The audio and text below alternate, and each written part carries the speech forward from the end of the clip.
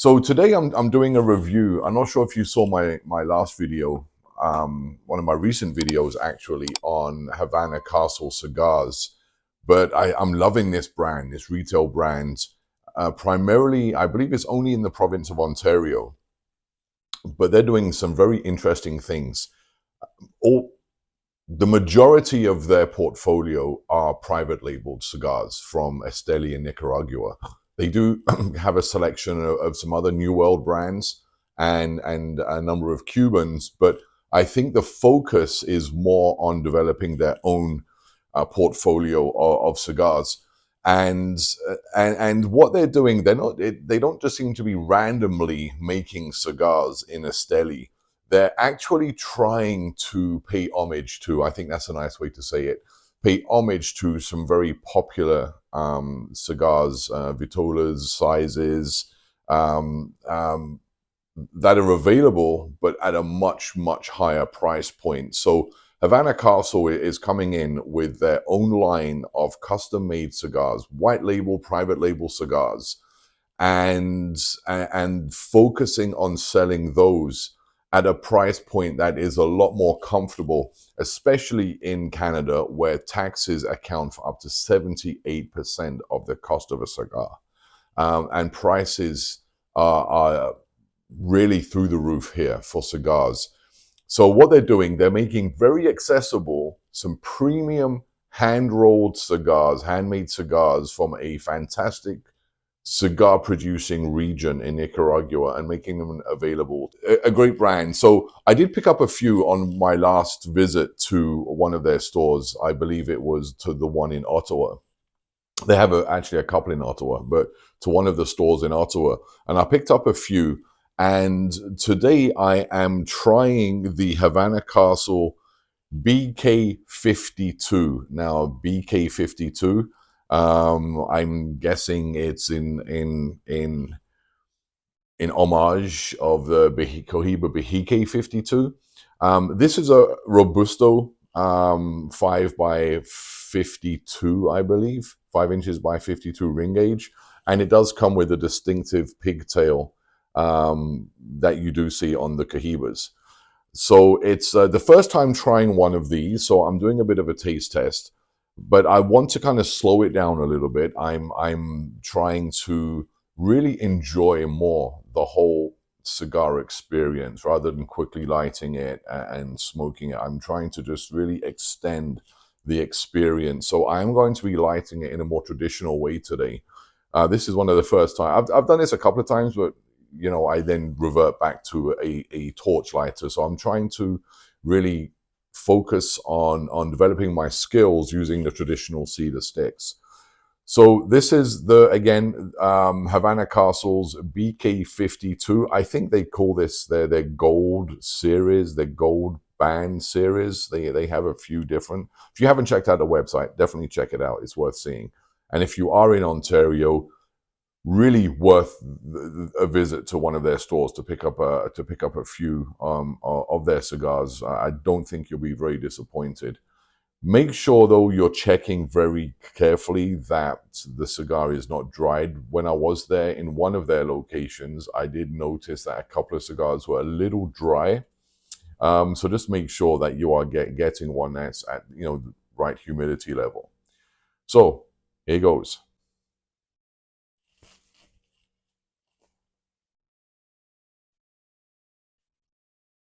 So some time ago, I did pick up a number of cedar sticks. I need my glasses for this one. I picked up a number of cedar sticks and smell absolutely wonderful.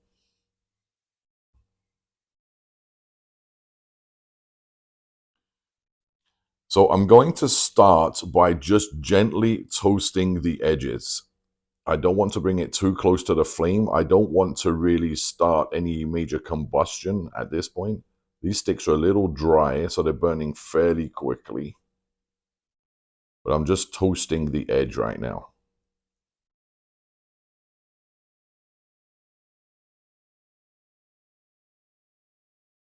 As some of the ash drops off the stick, it does make a little bit of a mess, but nothing too serious.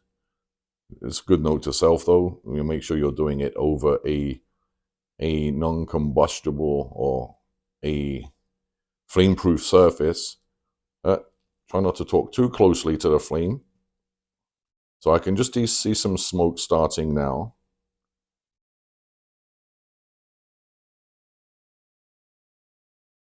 So just taking my time with this, toasting the edges. And let's get another stick. So it's just starting to catch. So I'm just going to get some air to it.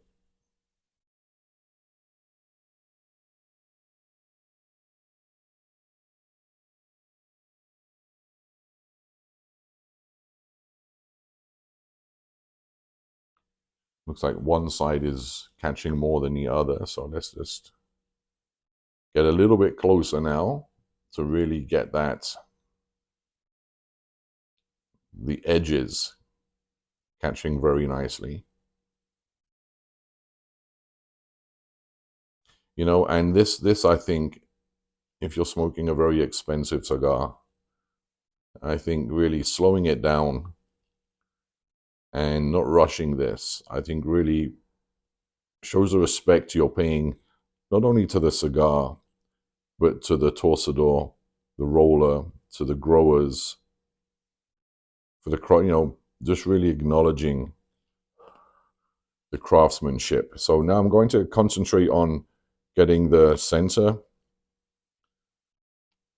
lit a little bit more.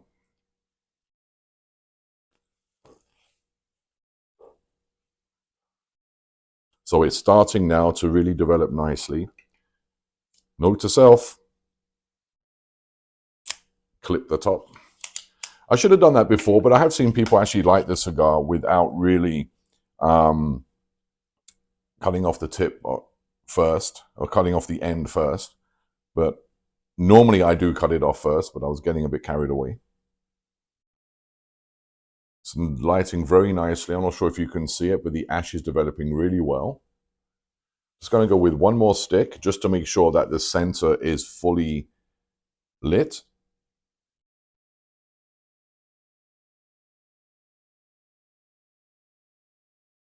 So for this cigar, I did use my guillotine cutter that has the back to it. So being careful to not cut too much. So I think we're there.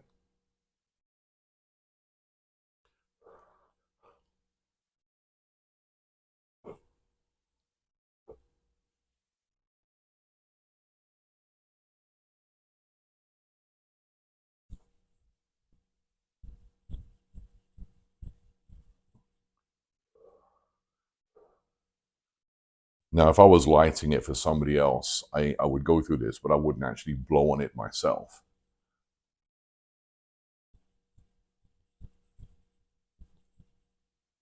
And I think we have it. So it's lit all the way, you know, the sides are nicely lit, the center's nicely lit, and it's smoking fairly nicely. So here we go. We'll try to, again, the Havana Castle BK 52.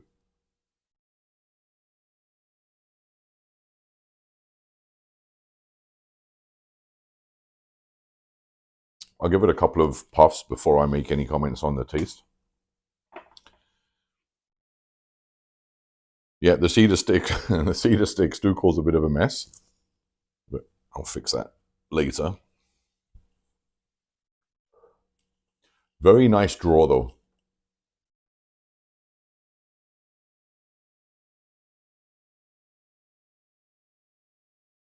Very nice draw indeed. The few Havana Castles I have had in the past, I've never experienced any problems with you know, anything being plugged.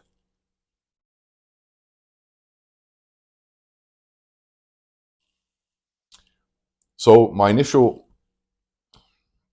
thoughts, it's quite medium. It's a medium strength cigar. A little creamy.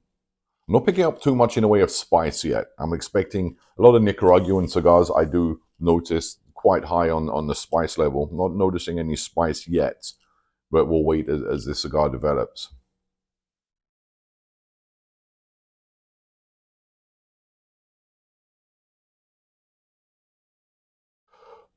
a good amount of smoke. So I maintain this at around 70, the usual. I'm wondering though if maybe I should have let this dry out just a little bit more, but we'll see.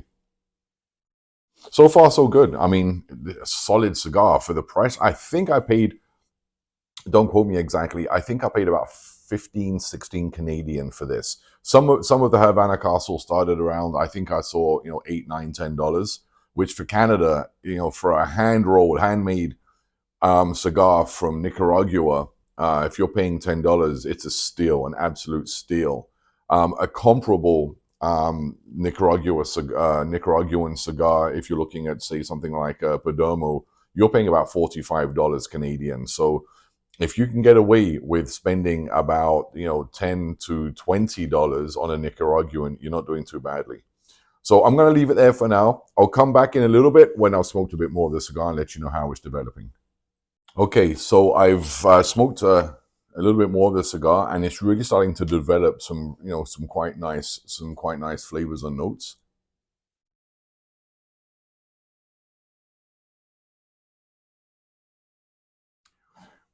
A little bit more of the spiciness that I associate with Nicaraguan tobacco. The ash did fall off. It did have quite a nice ash on it, so I think testament to how it was rolled. It was rolled very well, and of course with the pigtail on the top, I mean, it does take a more advanced level of skill to do that. So it's a very well constructed cigar. Again, the draw is still nice and smooth. Starting to get a little bit spicier though. Um, if I was saying if this was a wine, I would say it was dry. It doesn't have a huge amount of sweetness to it, so it is a little bit on the using a term from wine. It is a little bit drier.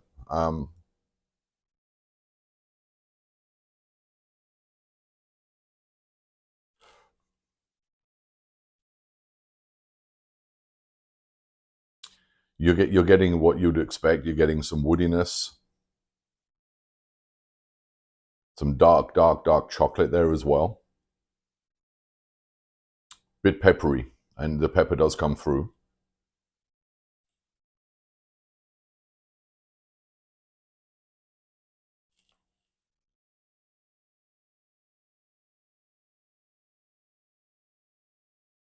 All in all, not a bad cigar. Not a bad cigar at all. I mean, it's not going to absolutely blow you away. I mean, it's not going to blow you away. I mean, the one time, if you're making a comparison, the one time I was just absolutely just I think what really did it for me in terms of cigars. I'd smoked a number, but back in London, I popped into to Davidoff and I picked up a number of cigars. A few of the Davidoff cigars, but I picked up a Trinidad, a Fundadoras. Spent a little bit of money on it. Um, that absolutely this took me to, man. It's not going to. I mean, we're talking a completely different league of cigars as well. This is supposed to be Cuban seed, and I'm not suggesting that Cuban cigars are always better than the New World. In fact, I lean very heavily now towards New World. I always talk about, or frequently talk about, Perdomo. I love what Perdomo is doing. Absolutely love what they're doing. Oliver, some just amazing non-Cuban brands that, for various reasons, cost, quality, that I do lean to more. But I mean, there is a mystique with Cuban cigars, but with brands. But Trinidad, that blew me away. That one cigar blew me away. You're not going to get blown away as much with a Havana Castle. It's a decent, good quality cigar. This would be great as any time of the day. I see this would be great with your morning coffee, after lunch, in the evening, after a nice dinner with a glass of red wine. Um, Great for any time of the day. Havana Castle BK 52 Robusto size, Ecuadorian wrapper, Nicaraguan binder and fillers. For the price, you really can't go wrong. Absolutely a solid cigar.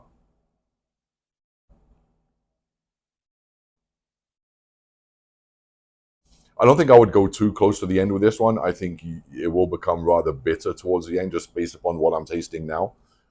So we'll just go 2/3 with this one, 2/3, a little bit more with this one, and I think you'll be fine. But give it a shot. If you live near a Havana Castle cigar, pop in. Fairly knowledgeable people working in their locations.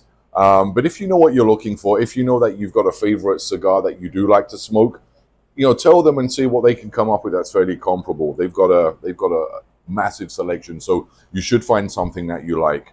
All right, guys, I'll leave it there for now. The Havana Castle BK52. Definitely will be picking up another one of these.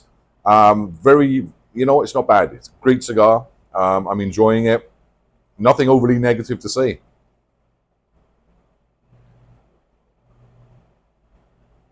I need to practice my whole lighting. Make sure I cut it first before I light. But you know what? Though, what's interesting is that it lit beautifully without me taking the cap off.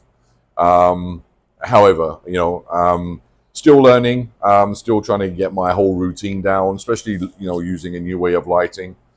And I'll tell you why next time, why I'm practicing lighting it this way. But until the next video, guys, this is John, again, review of the Havana Castle BK52. Until the next video, take care of yourselves.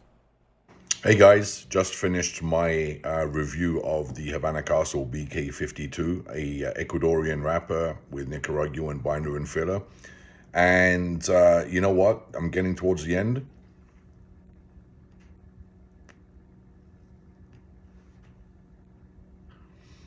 It's holding up great. Getting just a little bit spicier, but still flavorful. The tannins are there. You can definitely feel those. It gives you a bit of a dry mouthfeel, but the flavors there, the notes, everything that you'd expect, I think, in a good Nicaraguan cigar. So, yeah, this is great.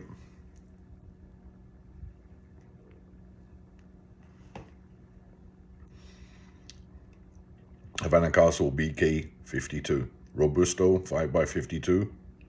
Solid cigar, guys.